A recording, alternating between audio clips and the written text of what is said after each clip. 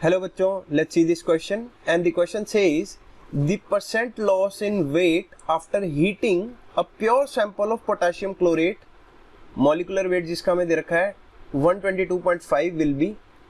तो हमें बताना है कि अगर हम पोटेशियम क्लोरेट के सैंपल को हीट करते हैं तो ऑब्वियसली वो कुछ ना कुछ प्रोडक्ट्स में टूट जाएगा। तो टूटने के बाद जो है कितना परसेंट लॉस इन वेट आएगा पोटेशियम क्लोरेट के सैंपल में, हमें वो बताना है। और चार ऑप्शन हमें दे रखे हैं, ऑब्वियसली सभी परसेंटेजेस में है। तो सॉल्यूशन देखते हैं। यहां पर जो की कंसेप्ट है वो आना चाहिए आपको, मोल concept and stoichiometry of the reaction. Stoichiometry का फायदा क्या है, ताकि आप रिएक्शन को बैलेंस कर सको। तो यहां पर जो की कंसेप्ट है that is mole concept and इसी के अंदर एक सब पार्ट है स्टोइकियोमेट्री। तो अगर हमें स्टोइकियोमेट्री पता है तो हम इजीली इस क्वेश्चन को सॉल्व कर लेंगे। तो हमने लिख दिया स्टोइकियोमेट्री। अब सबसे पहले तो हमें रिएक्शन लिखनी पड़ेगी जिसमें हमें पोटेशियम क्लोरेट को हीट करना है। So the reaction will be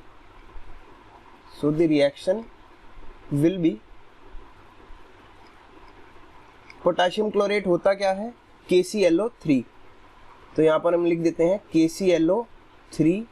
और इसको जब हमने हीट किया तो हीट का निशान कुछ ऐसा होता है, ट्रायंगल। तो ये टूटेगा किसमें, KCl में प्लस O2 में। तो हमने ऐसे ब्रेक डाउन कर दिया। और ये जो है, जो हमने एरो के ऊपर ट्रायंगल बनाया है, ये हीट का निशान होता है। अब अगर हमने रिएक्शन ये लिख दी और क्वेश्चन सॉल्व किया तो गलत हो जाएगा। हमें सबसे पहले रिएक्शन को बैलेंस करना पड़ेगा। तो यहाँ पर जो है स्टोइकियोमेट्रिक कोफिशिएंट लगाया हमने 2, तो ऑक्सीजन कितने हो गए 6। तो यहाँ पर भी 3 से मल्टीप्लाई करना पड़ेगा।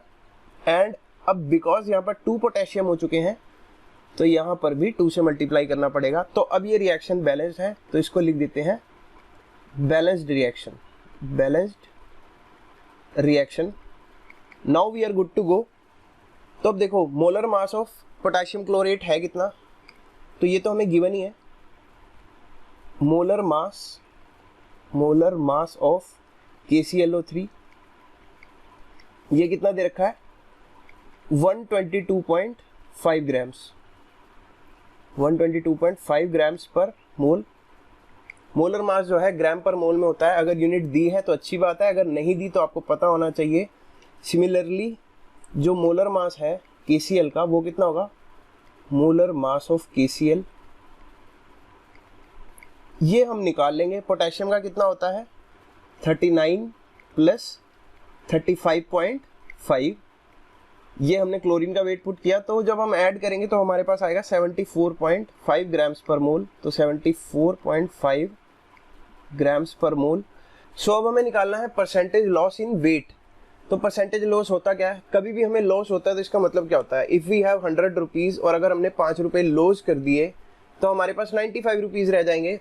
तो वेट में भी परसेंटेज लॉस का मतलब यही है।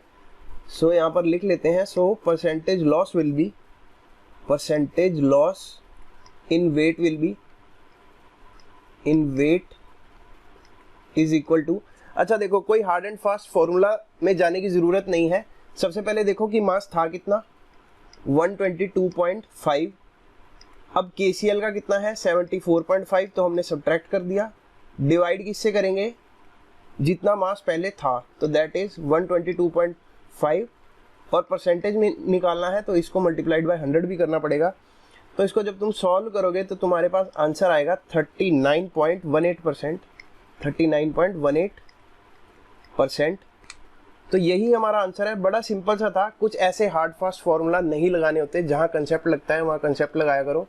सो the correct option will be option number C, 39.17।